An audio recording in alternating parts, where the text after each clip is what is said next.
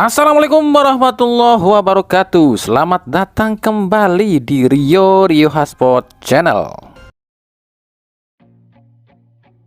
Apa yang dialami oleh Persibo Bojonegoro di Liga 2 ini harusnya membuka mata kita jika sebenarnya sepak bola kita ini masih dikuasai oleh mafia. Mulai dari pemecatan Sintayong yang katanya ada campur tangan seorang bos berinisial NB, begitu juga dengan penunjukan Patrick Kluivert pun katanya ada campur tangan si inisial NB ini juga. Hingga berbagai kontroversi baik di Liga 1 maupun Liga 2 dan yang terbaru menimpa Persibo Bojonegoro. Persibo dinyatakan kalah WO sebab di laga lanjutan setelah pertandingan ditunda ya, Persibo ini menolak untuk main sebagai rasa ungkapan kekecewaan atas hancurnya keadilan di sepak bola Indonesia. Buat kami ini miris ya, padahal PSSI baru saja mendapatkan namanya penghargaan NDRC yang artinya harusnya sepak bola Indonesia itu bersih dari mafia. Ternyata cuma sebuah plakat atau piagam semata. Kenyataannya sepak bolanya ya masih berantakan. Persibo sendiri kabarnya telah mengajukan gugatan pada FIFA. Tapi apa bisa diterima? Tentu saja ini sangat sulit. Sebab Persibo pasti terganjal berbagai masalah nih, seperti lisensi AFF, lisensi AFC, bahkan lisensi FIFA. Kan yang jadi pertanyaan, apakah Persibo punya semua lisensi tadi? Kalau nggak punya ya percuma laporan ke FIFA, sebab akan dianggap bukan anggota resmi FIFA. Apalagi yang dilawan Persibo itu adalah LIB dan juga PSSI yang di dalamnya diisi oleh salah seorang petinggi Deltras FC yang menjabat sebagai anggota Esko PSSI dan juga anggota LIB. Lalu ini apakah artinya dengan semua kondisi dan kejadian-kejadian di liga kita dan sepak bola kita, ini akan menjadi sepak bola kita kembali ke zaman batu? Dan inikah prediksi kami 2025? Semoga saja bukan ya. Sebab dari prediksi dan juga pantauan dan prediksi kami itu memang betul akan ada pergolakan di tahun ini ya, di liga, di timnas, bahkan pergolakan ini sampai melibatkan yang namanya pemerintah. Cuma yang jadi pertanyaan kami, jika seandainya sepak bola Indonesia mencapai puncaknya 2025 ini, apakah harus puncak kesuksesan itu dibarengi dengan kehancuran terlebih dahulu? Nah, semua prediksi dan analisa kami ini kemungkinan akan terbukti itu di pertengahan tahun 2025. Apakah Indonesia akan lolos ke Piala Dunia? Apakah liga kita ini akan normal lagi? Ya, tunggu jawabannya di pertengahan tahun ini. Tapi memang dengan kejadian yang dialami Persibo ini membuat kami itu semakin males loh ya ngebahas yang namanya Liga 2. Bukan karena apa-apa loh ya, tapi karena ada tim yang pengen banget lolos 8 besar tapi dengan jalan mukul wasit dan bikin keributan, tapi yang dihukum tim lain. Aneh bin ajaib ya negeri ini.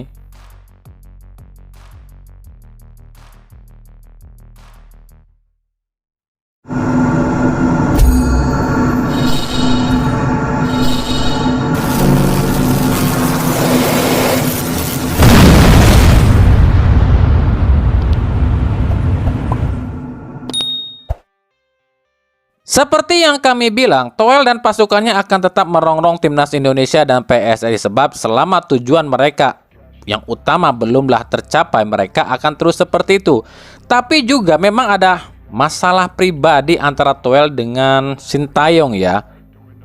Nah, Sintayong sendiri masih ada di Indonesia. Inilah yang membuat Toel masih terus menghina dan menghujat Sintayong ya.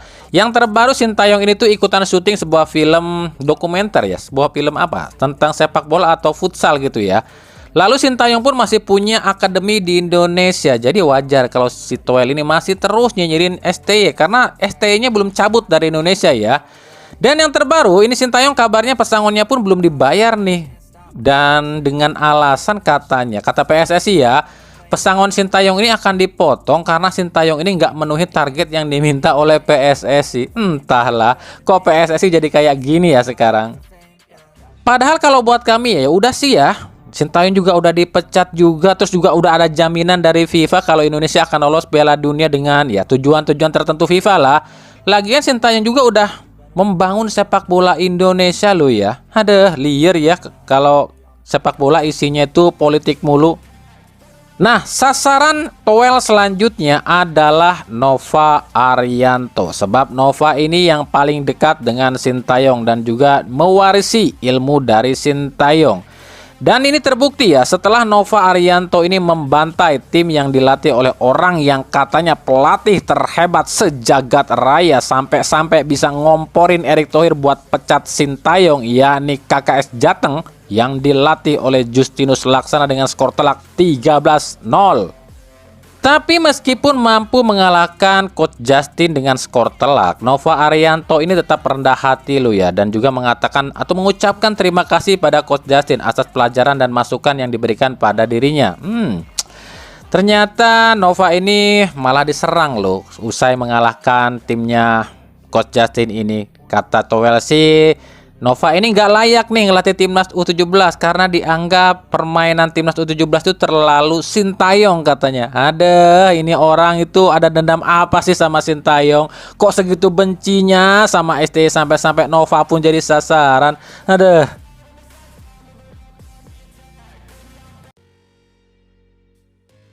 Kita ke Liga 1, kita mulai dari Persebaya. Persebaya menelan 3 kekalahan beruntunnya musim ini. Dan jika kami total berarti udah 4 ya kekalahan musim ini. Dan kalau kami analisa, memang banyak faktor yang membuat Persebaya ini sulit meraih kemenangan di beberapa laga terakhir. Selain faktor Francisco Rivera yang hilang, yang membuat lini tengah Persebaya ini memang benar-benar jomplang ya. Meskipun akhirnya Persebaya ini ketergantungan sama Rivera, tapi memang itu yang terbukti yang emang ini nggak bisa kita pungkiri juga. Peran Rivera ini sangat krusial bagi Persebaya di musim ini. Selain peran Rivera yang hilang di Persebaya, juga ditambah menurunnya performa dari Bruno Moreira sejak menjabat sebagai ban kapten ya. Tapi kalau dalam pantauan kami ya, ini ada satu hal yang unik loh ya dari 4 kekalahan yang dialami Persebaya musim ini. Ini kebetulan atau enggak, tapi semuanya berbau warna merah loh ya. Persebaya pertama kali kalah itu dari Persib Bandung. Saat itu Persebaya menggunakan jersey warna merah. Lalu kekalahan kedua yakni dialami lawan Bali United. Saat itu Bali United pun pakai jersey warna merah. Kekalahan ketiga di tangan PSS Sleman. Persebaya waktu itu menggunakan jersey merah. Dan kekalahan keempat di tangan Malut United. Malut United jersey utamanya adalah merah.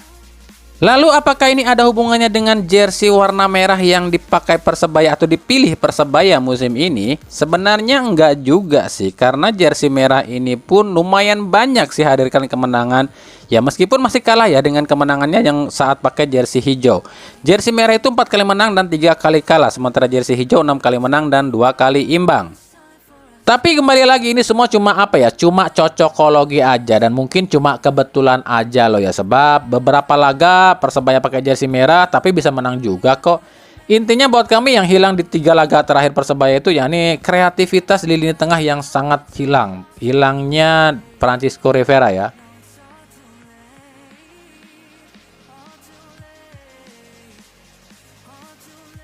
Di laga Madura United kontra Barito Putra memang ada hujan gol ya, sampai 2-4 lo ya. Matias Mayer ini gacor banget nih, 2 laga 2 gol lo ya.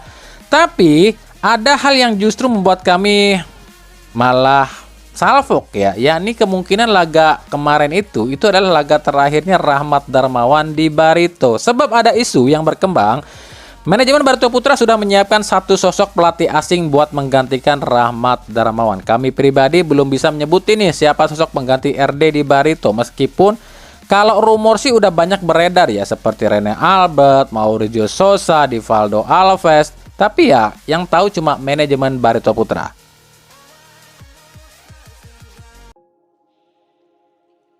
Dari Persib Bandung, pekan 20 ini akan menjadi pekan yang sangat-sangat sulit bagi Persib sebab akan bertandang ke Stadion Supriyadi di Kota Blitar menghadapi tim anak emas PSSI dan LIB Arema FC.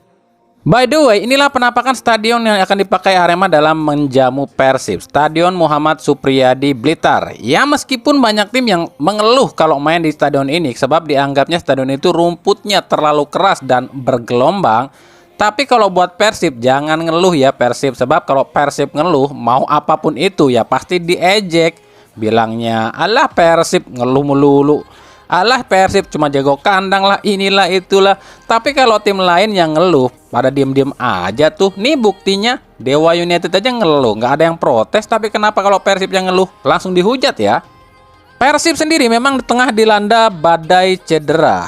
Udahnya Dado, Febri, Rezaldi, Irianto yang harus absen lama. Sekarang ketambahan David da Silva yang kabarnya pun kondisinya kami belum tahu nih seperti apa. Kami belum tahu ya, belum mendapatkan laporan resmi dari tim medis Persib Bandung soal hasil scan dari David da Silva. Kalau dugaan awal sih ini bukan hamstring ya, ini tuh cedera kambuhan yang pernah dialami DDS di awal musim kemarin ya. Ditambah Ciro Alves pun lagi uring-uringan. Ini kelihatan banget saat lawan Dewa United kemarin ya. Ciro ini seolah kehilangan semangat dan seperti main itu nggak 100%. Nah untuk Ciro sendiri kami no comment ya. Soalnya kami udah pernah posting di Instagram, tapi kami dibilang sok tahu tuh sama mereka yang katanya lebih tahu dari kami. Jadi kalau soal Ciro, tanya aja sama orang-orang yang bilang kami sok tahu. Di sini kami disclaimer dulu ya, atau kami jelasin dulu ya. Kami kasih tahu dulu sama kalian. Kami di sini nggak lagi ngejelekin Persib ataupun juga ngejelekin pihak-pihak tertentu di Persib. Tapi kami berani bilang, Persib saat ini sedang tak baik-baik saja loh ya. Ada gejolak di dalam tubuh Persib. Apa itu? Ya silakan tanya aja sama yang katanya lebih tahu channel Anunuh dibanding channel ini. Ya udah, silakan tanya sama channel yang kalian anggap lebih tahu. Ya kalau kalian gak percaya, kalian simak dong omongannya atau ucapannya Edo Febriansa usai lawan Dewa United kemarin yang bilang komunikasi kami nggak jalan, ada yang saling menyalahkan dan seolah main sendiri-sendiri, jarak yang terlalu jauh dan juga selalu out of position. Itu kata Edo.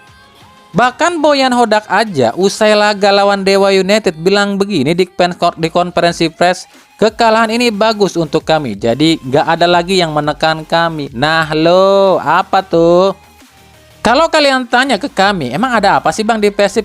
Kami nggak mau jelasin lagi ya. Silahkan tanya aja sama channel yang katanya lebih dipercaya sama kalian tuh. Channel si Anunuh. Jangan tanya kami ya. Yang penting kami sudah memperingatkan saja. Kami ini cuma memperingatkan semua elemen di Persib. Urusannya nanti gimana dengan Persib itu urusan mereka.